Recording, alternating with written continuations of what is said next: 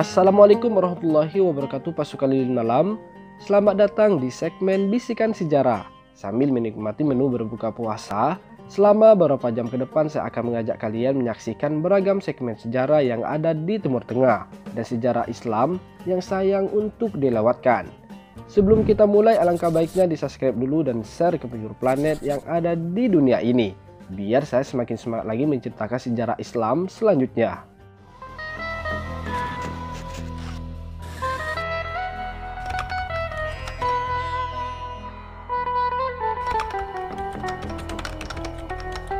Bisikan Sejarah.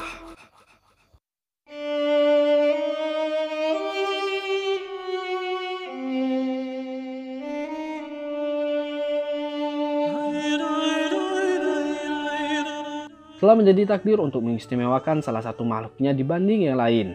Seperti Allah Subhanahu wa Ta'ala memilih Nabi Muhammad SAW sebagai manusia terbaik dari seluruh manusia.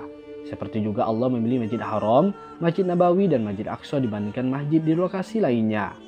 Begitupun juga Allah Subhanahu wa Ta'ala memelihara hari Jumat dibandingkan hari-hari yang lain.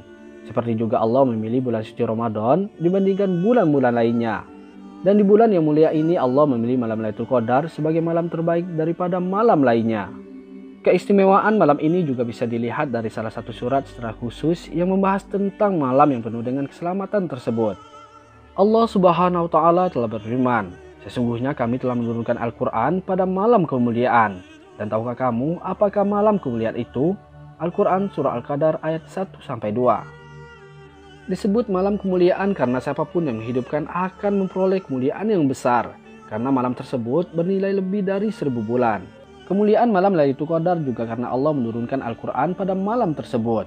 Ibnu Abbas mengatakan bahwa Allah menurunkan Al-Quran sekaligus ke langit, kemudian diturunkan secara bertahap kepada Nabi Muhammad SAW sesuai dengan kejadian dan peristiwa. Selain itu, Qadar juga berarti sempit, karena banyaknya para malaikat turun pada malam tersebut sehingga memenuhi penjuru langit.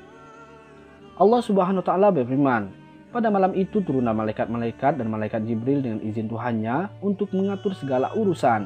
Al-Quran Surah Al-Qadar ayat 4.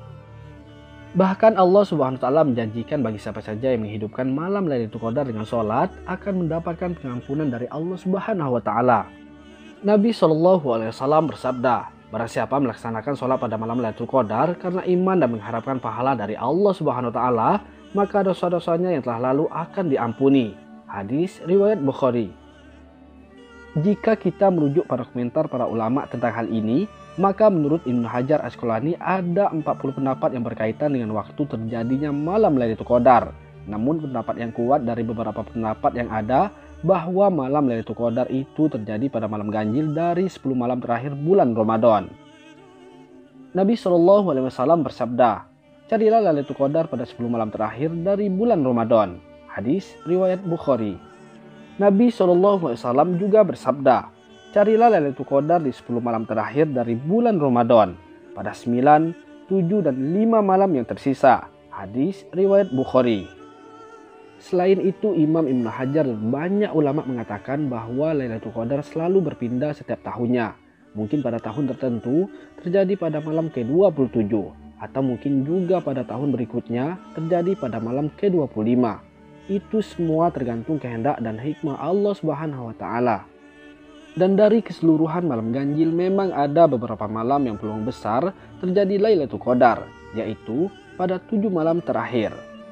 Rasulullah SAW bersabda, "Aku lihat mimpi kamu telah menepati di 7 malam terakhir. Sesiapa yang mencarinya, maka carilah ia di 7 malam terakhir." Hadis riwayat Bukhari dan Muslim.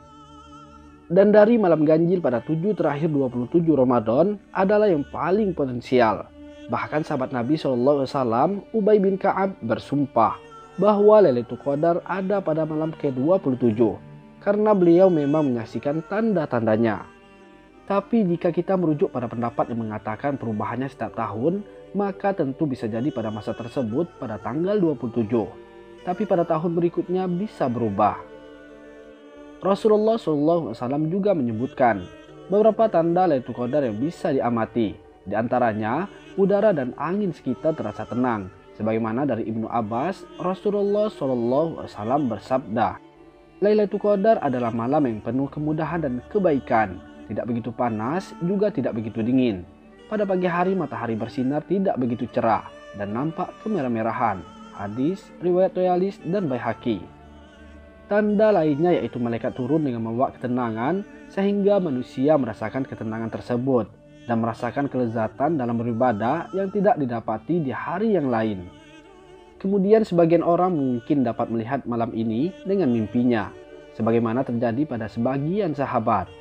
Tanda lainnya juga disebutkan oleh Nabi Muhammad SAW adalah matahari akan terbit pada pagi harinya dalam keadaan jernih.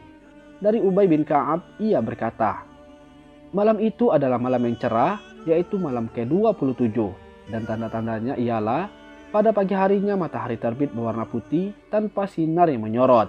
Hadis riwayat Muslim.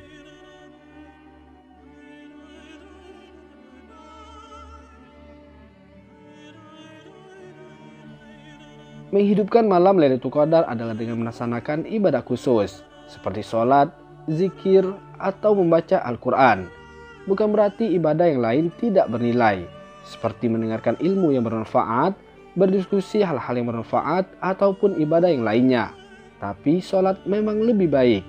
Kemudian jika mampu bangun dan beribadah di sepanjang malam, tentu ini lebih baik. Tapi jika belum bisa, maka bangun di sebagian besar malam juga baik. Bahkan Imam Syafi'i mengatakan bahwa orang yang hanya mengerjakan sholat isya dan sholat subuh di malam itu berarti telah menghidupkan malam tersebut. Tapi seorang muslim tentu tidak hanya berpuas diri ketika memiliki kesempatan yang lebih baik.